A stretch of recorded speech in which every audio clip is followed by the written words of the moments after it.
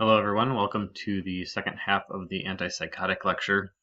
As promised, I want to spend a few minutes talking about clozapine. That's not because clozapine is the most common or popular or frequently used antipsychotic out there. In fact, it's not going to be something you're going to encounter unless you probably work with a specific subset of patients. And those patients are going to be people with treatment-resistant schizophrenia. And that's what its indication is for. Well, clozapine, I'm going to talk about it a little more detail here and there, but just the background before I get into this case. Clozapine is a really old antipsychotic that is thought to be one of the most effective ones we currently have, and it's technically second generation antipsychotic, so it's really the first one, but it's been around for 50 plus years.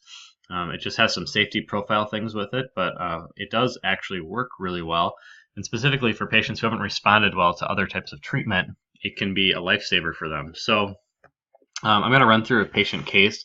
And not only does this highlight the use of clozapine, I think it also talks a little bit about schizophrenia management and how it can be really challenging.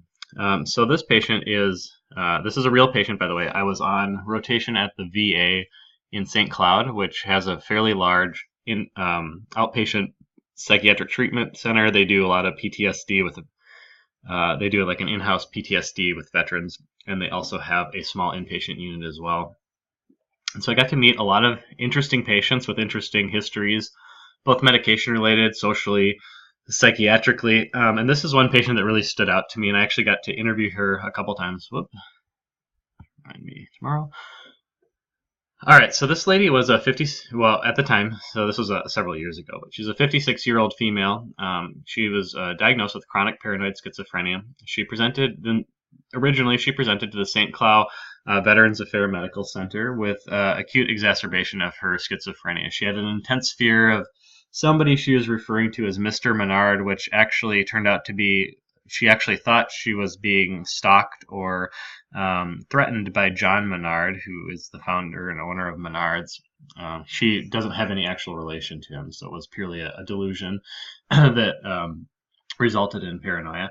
She was arming herself for protection, so she was carrying knives on her, and she was trying to obtain things in the hospital, like utensils after meals and things like that, to arm herself for protection because she thought this man was out to get her, and she would compulsively check her locks at all hours of the night. So she'd have somebody outside her room monitoring her, and they would notice she was continuously locking the door and checking in. She was saying it was because she had this fear of this man who she had never met or didn't have any connection to. All right, past medical history. So her other history is depression, sleep apnea, anemia, obesity, and hypothyroidism. Nothing too out of the ordinary as far as diseases go, as far as comorbidities that we really have to concern ourselves with medical management. So really the mental illness, with the depression combining with the schizophrenia are the major things here. We have a couple things to look at. So I gave you her medication history on the side here. So these are all after she'd gotten diagnosed with schizophrenia. She'd been diagnosed several years before this exacerbation. In fact, she'd been in and out of the hospital a few times for other things. But this was one of the big culminating factors where they decided to actually go with clozapine. And the reason is because she was on so many other drugs. Fluphenazine, thiothixine are both first-generation antipsychotics. So these were actually the ones they started her on. The VA does things a little bit differently. If you've ever worked for them or had an experience with their system, sometimes they have their formulary is really restrictive. I'll say it that way. So what they do is they put everybody on certain subsets of drugs. So if you're in the VA, you're going to take these drugs, and really there's not a lot of wiggle room there. You can go through hoops to get other things approved, but a lot of the times it's very cost savings.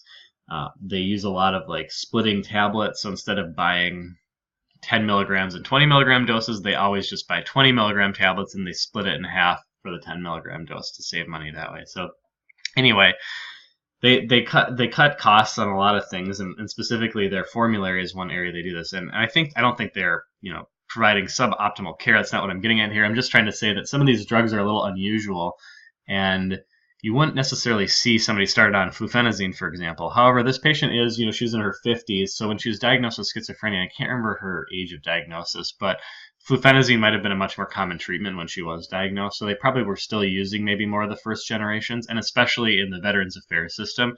My thoughts are, and again, I wasn't around then, but when the drugs like olanzapine and aripiprazole first came out, they're probably fairly expensive, so I'm guessing the VA didn't adopt them initially, and with studies like the Katie trial that we talked about showing that first generation antipsychotics are as effective as the second generation, they just carry the higher risk of EPS.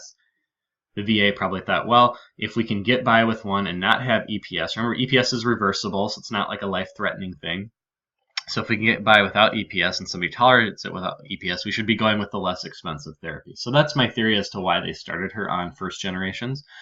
But anyway, these are all, I don't expect you to know the doses, but they're all pretty high doses. This is a decently high dose of olanzapine. Eventually they did switch her to Zyprexa. They did a trial. She's, with all these medications, I put medication non-compliance here, she was notoriously good at starting them, and then she would fall off and stop, or she would get some schizophrenic paranoid symptoms come through, and she would think, the medications weren't working, or that they were, some sort of a government scheme to monitor her or something like that, and she would stop taking them. And so that was a really common repeat pattern with her. And so eventually they put her on the risperidone Consta, which, if you remember, is the long-acting injectable form of that. So that should theoretically take the compliance aspect out of play. And then that didn't work very well either. And eventually they put her on aripiprazole 30 milligrams a day, or Abilify, which didn't work great either. So you see that she's been on 5 different medications, and how many years this is, I have no idea. I didn't really go back and look at the exact timeline when I was reviewing this, but you're looking at maybe a decade or more worth of treatment changes, or certainly several years at the minimum. And that's where you really get to this concept of treatment-resistant schizophrenia. So you have a patient who has debilitating schizophrenia, you have multiple drug trials that you've undergone, and eventually you're just like, you know what, let's try Clozapine, because nothing else seems to be working very well for this patient. So during this visit, so when she was admitted, with her fear and paranoia of John Menard, she was hospitalized for about 1 month, and they did eventually start Clozapine during her stay. Because remember, they have this history to go off of, and they're thinking, well, this is just too much. We've tried every drug. I don't think we're going to get any benefit. We've tried first generations. We've tried second generations. We've tried long-acting formulations. Nothing seems to be working. So once they started Clozapine during the middle of her stay, her paranoia and voices decreased very quickly. Her affect and sleep habits became much more appropriate for a woman of her age, and she denied any feelings of people plotting against her or self-harm. So actually a pretty much 180 turn, which was very interesting for her, because none of these other medications seemed to work that well for her. So I was like, wow, this Clozapine was really effective for this patient particularly. So again, why exactly would Clozapine be a good choice in this case? Well, it is effective for about 25 to 50% of patients who aren't responding to typical agents. And by typical, I should clarify the terminology I'm using. It could be either first generation antipsychotics or second generation. So when I'm saying typical, I'm using typical in the more general sense, right? As a typical antipsychotic, I should just get rid of that, not to confuse anyone there. So who do not respond to either first generation or second generation agents there. A little more clear that way. Similar results have been found with resistance to, I have it here, so I'm getting ahead of myself. But right, so basically the results have shown that either if you're resistant to first generation, second generation, a combination, history with a combination of the two, you have good data that shows that Clozapine will be effective. And it's interesting because it is actually very structurally related to olanzapine, but it does seem to just have this different approach to how it works in people that seems to be on its own island almost. So I almost think of Clozapine not as it is again a second generation antipsychotic, but it's almost like a subset of that, if you will. It's almost like its own class. Not that you'd ever combine it, well, rarely would combine it with other ones, but for the most part, it's a very interesting drug. And even though its receptor profiles, you can go back and look at those in the beginning, are fairly similar to some of the other medications. Definitely seems to have a different effect on people. So again, it's the only medication that's FDA approved to reduce suicidal behavior in schizophrenia. That's kind of an interesting one too. So some people might end up on Clozapine earlier because they have schizophrenic history and a suicidal behavior component of it. That's not super common. Sometimes, again, relatively speaking, compared to the general population, yes, it is common in schizophrenics, but a lot of schizophrenic patients won't present with suicidal ideation. They might present with some self-harm behaviors or things like that. But for the subset that are suicidal, this drug could be maybe even fast-tracked, and they might not have to go through so many trials. Now, that's just going to depend a lot on the psychiatrist and the patient's history and how they're responding to their medications. So anyway, clozapine is a really effective treatment for schizophrenia, but it is reserved for resistant cases due to its side effect profile. So you're really going to see clozapine in certain areas of the healthcare system in general. For, if you work in a high acuity psych area where you're seeing lots of schizophrenic patients, you definitely will get comfortable with clozapine. If you're working in a mental health clinic that maybe deals more with sort of basic cases of things like maybe bipolar or depression, you might not see it quite as often. All right, so if clozapine's so great, why don't we give it to everyone? Why isn't it like a first-line drug? Well, so clozapine has a ton of side effects. It causes tachycardia, drowsiness, drooling, weight gain, constipation, tardive dyskinesia, leukopenia and neutropenia, and ultimately agranulocytosis, which is very rare on clozapine, but it is a documented side effect of clozapine. And up to 3% of patients will see a drop in their whites and neutrophils transiently, not enough to really cause any issues. But ultimately, agranulocytosis is what people get really worried about, because if you get that, then your immune system is basically wiped out and you're at risk for lots of opportunistic infections. So it can be life-threatening in some cases, not immediately, but it's something we monitor for with clozapine.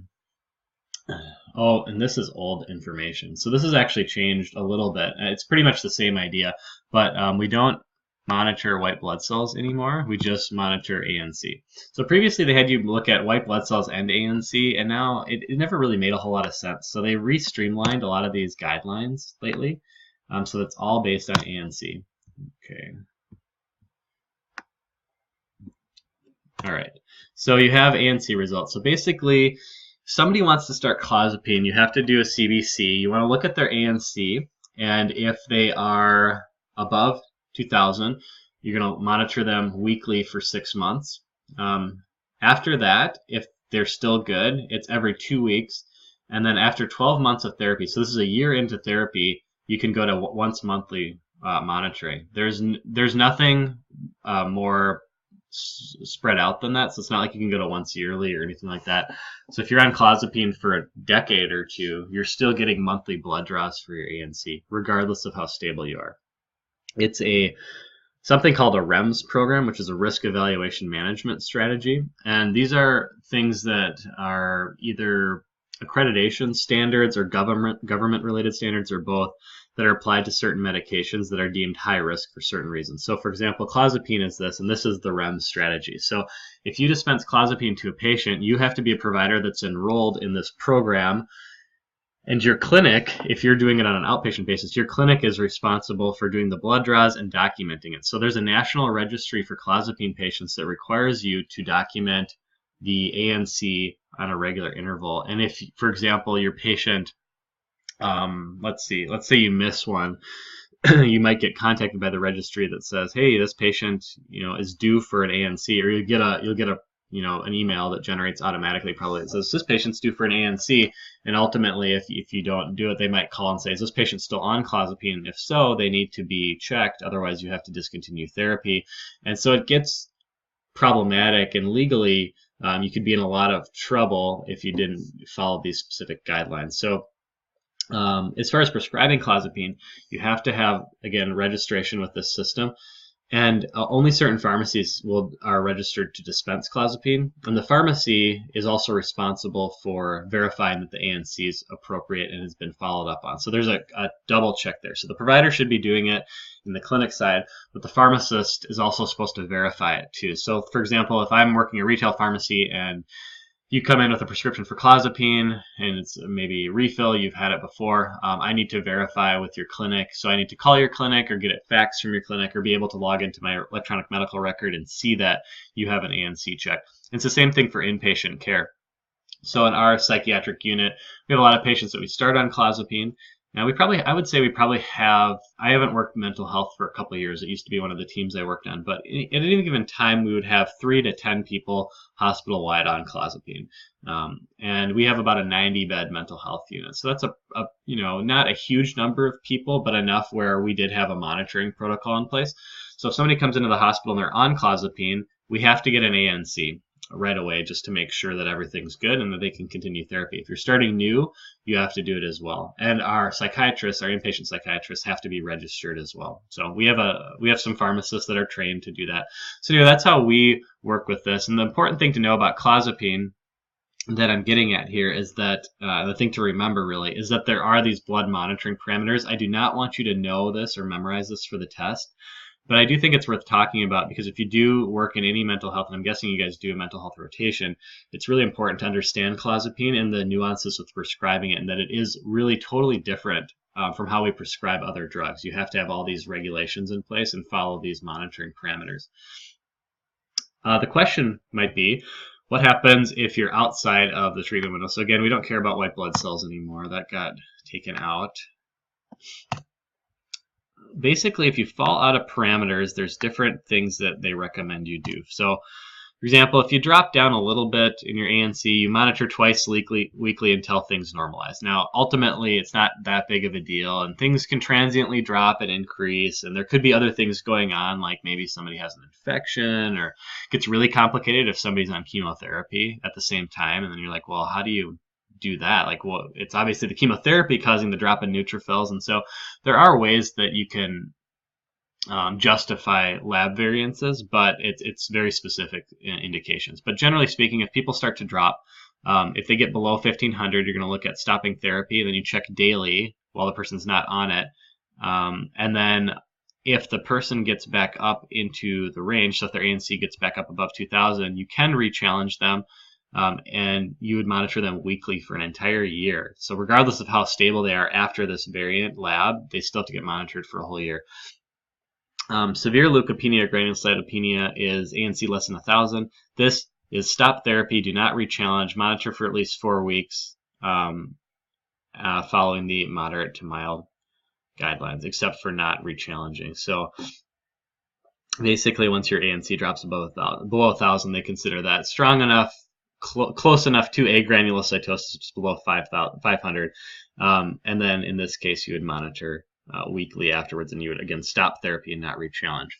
So this gets important because I'm going to go back to our patient where things get a little interesting. So this patient was discharged after hospitalization, or started on clozapine during hospital stay, discharged, approved for a trial of clozapine with weekly outpatient monitoring. In December of 2008, she returned to the clinic for routine monitoring and presented with the following labs. She had a white blood cell count of 2,900, ANC of 1,400. Again, we don't care about ANC, white blood cell, but we did then. So her ANC was in this moderate phase. So in this case, stop therapy and check again. So here's what happened. This is where her lab, her ANC, you can see her white blood cell count is here in ANC. So again, we're really only caring about this light blue line now, but you can see that this is where she came in, and then her ANC was monitored. She did okay with it, and then it kind of started dropping substantially. So this is where we saw her drop. Remember, this arrow is the starting point here, so this is where she started clozapine. So she did really great, and then slowly kind of tailed off. And then December, this is where they found that errant lab value, and we had it in the 1500s or 1400s or whatever I said it was on the other slide. And then it actually dipped down really close to this 1 line. What's the important thing about the 1? Well, that's where you're non-rechallengeable at that point. And you can see she did bounce back, so we're going to talk about that as well. So the problem with her is that the problem with clozapine is re-challenging is risky. So we don't know if somebody drops really low, there's not really, it's a risk-benefit scenario, right? So this patient's been on every just say she's been on a lot of antipsychotics. She's had a lot of trouble with her disease management. This drug was finally working for her really well. She's actually living a fairly normal life for the first time in years, and now she's at risk for not being rechallengeable because of this situation. So we're going to talk about lithium in the next set of lectures, but lithium actually has the opposite side effect where it can bump blood cells, white blood cell and neutrophil up, and the reason is it thinks it somehow lithium moves neutrophils around in the body. So there's a pool of neutrophils that just sort of sits, it's a reservoir of leukocytes, and in the pulmonary vasculature. It's not that lithium can mobilize these. So people see a transient increase in whites and neutrophils when they're on lithium. And so the idea is that let's try doing this. And it's actually been used a lot for something like this where it sort of buffers that. I know buffer is probably a bad word, but it doesn't mask that side effect, but it can really help those people who are borderline, who are responding well to clozapine. Now, if somebody has true agranulocytosis, you shouldn't use lithium because that's almost a medical emergency at that point. And if somebody gets their first errant lab value within 18 weeks of therapy, which, she's in that area. So the question is should she be on lithium or not? I think that was the question. So they ended up actually doing lithium, even though it's not technically recommended for her. But again, she's responding so well to it that it wasn't really an option to try something else. Let me see if I can move this thing for you guys. Sorry, I put these weird graphics in here. I used to have a bunch of animations on this.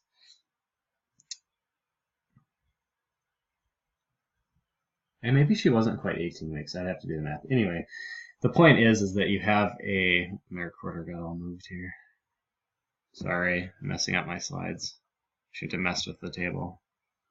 Okay, so you have your value here where she actually just barely touched 1,000. And the funny thing is that the VA has a rounding policy, so she could have actually been below 1,000, but they rounded up the lab. So we don't really know for sure. She actually might have been below, but she's right on that borderline, which meant she didn't quite qualify for the no re-challenge, but she was really close. They started lithium, and things bounced back nicely. And you can see over the next 2 years, she did quite well with her counts. And didn't have any other errant values. Some low values, but nothing problematic. So at the end of the day, because of this intervention with the clozapine primarily, she lives on her own.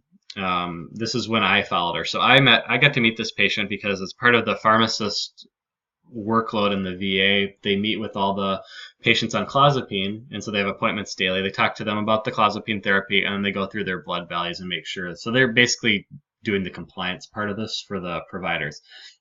So this patient, when I got to interview her, she was living on her own. She had a VA appointed case manager to assist her, but she didn't really require many resources from the VA other than that. But the case manager notes reported that she was neat and orderly in her apartment. It was appropriately decorated.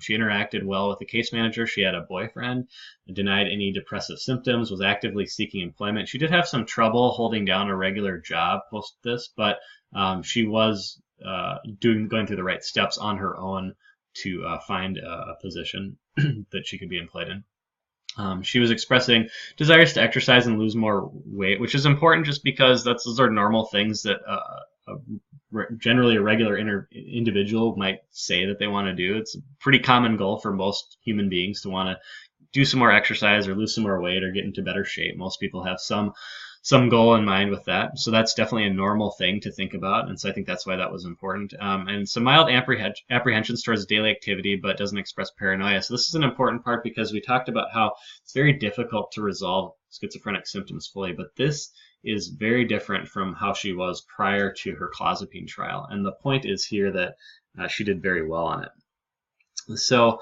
she got to continue her clozapine therapy, likely with the lithium. Interestingly enough, if you draw another strategy that I didn't talk about in this bullet points here, but if you draw labs at different time points, you can have different results. So for example, I've heard that if you draw an ANC in the evening, it might be higher. So sometimes you might be able to get around the regulations, and maybe you draw one in the morning and it's like, ooh, this is bad, borderline. Let's draw another one at night and see if it's different. And you might see a fluctuation there. So certainly worth a shot. But the lithium therapy did seem to do the trick for her. Lithium also probably has an augmentive effect to her disease state. It's used for bipolar treatment. It's a general mental health med that's used as an adjunct in a lot of cases. So likely not causing any difficulty with her as far as like adding side effects or overly sedating or anything like that. It's probably helping her disease management.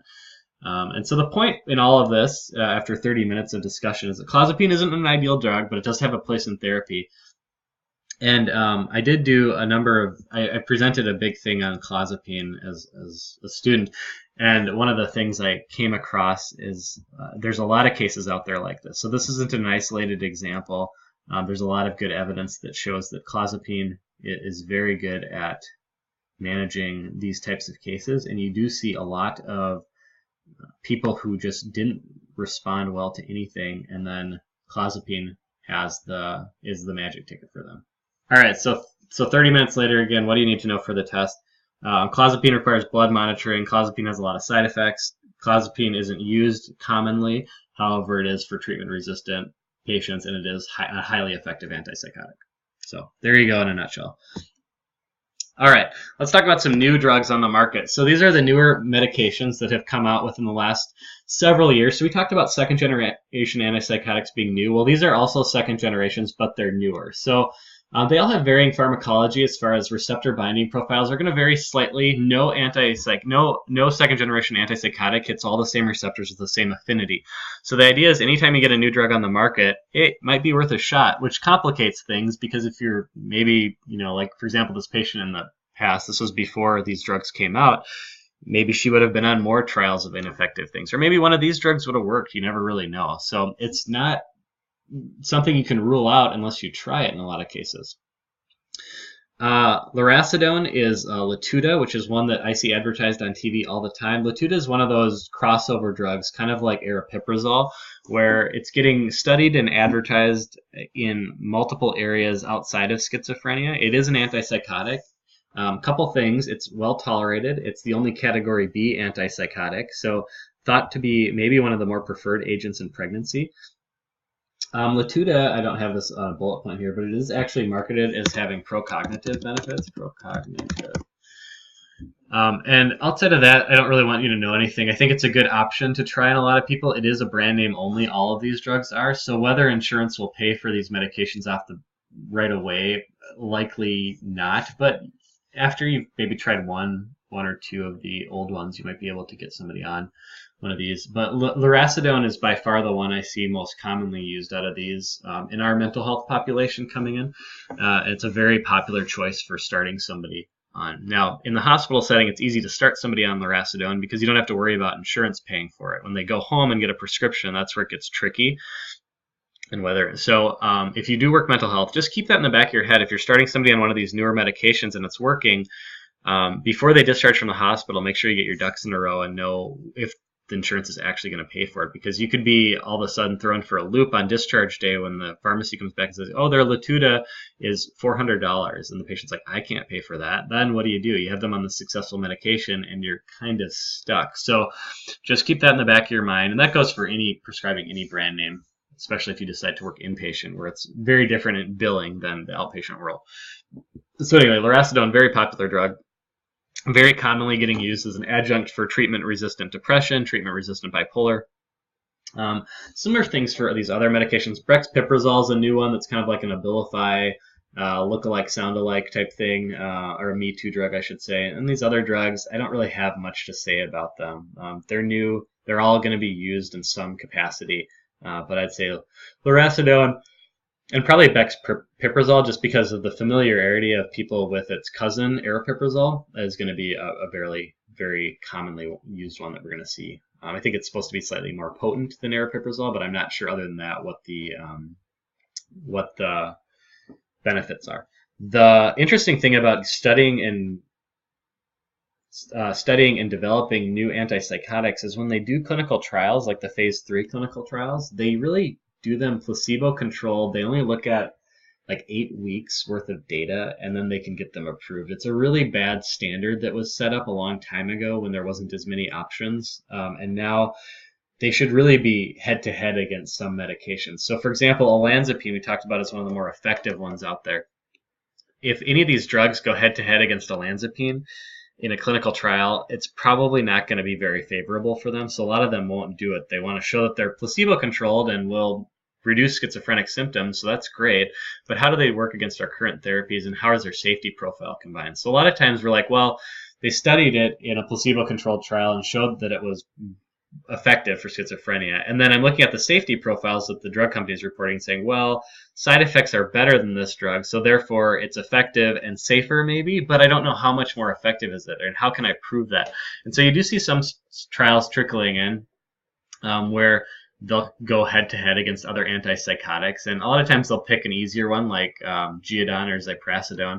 Every once in a while I see one, like I think Lurasidone actually does have a study against olanzapine with looking at cognitive benefits of patients, and they did come out favorable to that.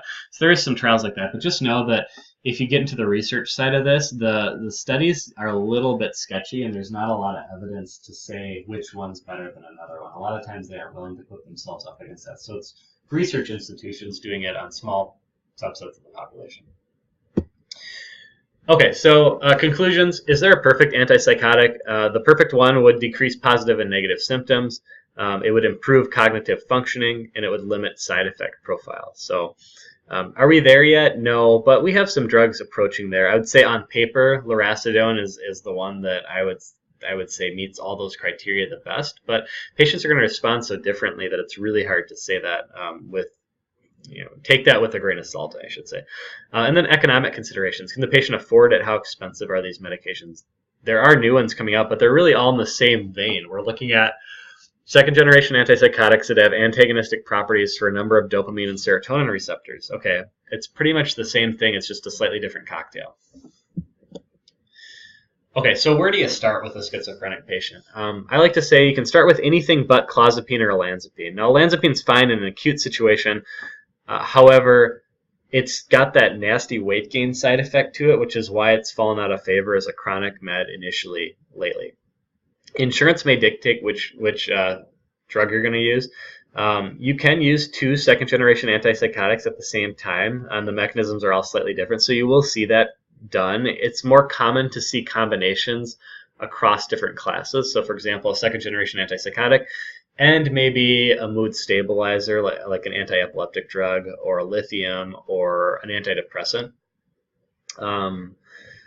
Treatment-resistant, consider clozapine. Non-compliant, long-acting products. I would say that, if I was going to pick a drug to start with, if you're looking at a number of factors, risperidone's kind of one that you fall on by default. So, for example, or to explain that more, if you're going to start somebody brand new, you've got cost considerations first and foremost. So you don't know. So let's pick a generic one because we don't know. Let's just assume our patient can't afford it or their insurance won't pay for it. So let's pick one of the generic ones. So that rules out any of the newer drugs we talked about. We can't do clozapine because of the treatment-resistant guidelines behind that. We can't do olanzapine because it causes a ton of weight gain, and we want to not put our patients up against it if we can. Seroquel, so that leaves us with quetiapine, risperidone, and Zyprasidone. Out of all three of those, risperidone is probably the most potent as far as its effects compared to the other two. So I would say that's probably the default one people start at. But there's really, it's tough to give you here's where you go and this is what you add on because there's not a lot of specific guidelines on this, and a lot of it's going to be provider specific. One psychiatrist might have really great success with variable dosing Seroquel. One might have great success with Zyprasidone. You just never really know. And the patients will respond to things very differently too. So you can't really rule anything out or in immediately. But generally speaking, pick a generic one, start with it, and see how that progresses. And I think risperidone checks a lot of the boxes. It's got decent side effect profile. It's not overly sedating. It's not overly activating. It's generic. It comes as a long-acting formulation, so you could switch to that if you wanted to. But that's just my opinion. That's not definitely a rule. So yeah, for the test, I'll probably focus mostly on side effect profiles when we're talking about these drugs. So again, olanzapine weight gain, knowing some of those types of hallmark side effects with the medications, and you should be okay for the exam. Pregnancy lactation implication. A lot of studies have found pretty minimal risk with both of these drugs increase rates of trailed off here, birth defects. So some of them did show some increased rates, but for the most part, they're thought to be reasonably safe. If you do have a patient who gets pregnant, there's a thought there's a danger from combining multiple psychoactive medications, but it's not very well studied. I think out of what I've read, quetiapine has the lowest rate of placenta passage, and olanzapine and haloperidol have the highest.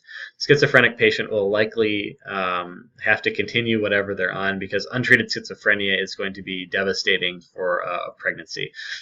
In fact, a lot of times schizophrenic patients, unless they're very well controlled and there's outstanding circumstances, it's probably recommended that they don't. This gets into ethical considerations and it's a bit controversial, but having a child as a schizophrenic patient, based on the number of medications you need to be on to manage your disease and based on the risk of the pregnancy of the exacerbation could have, it's probably not recommended in a lot of cases, but there are definitely exceptions here or there. Okay, that's antipsychotics.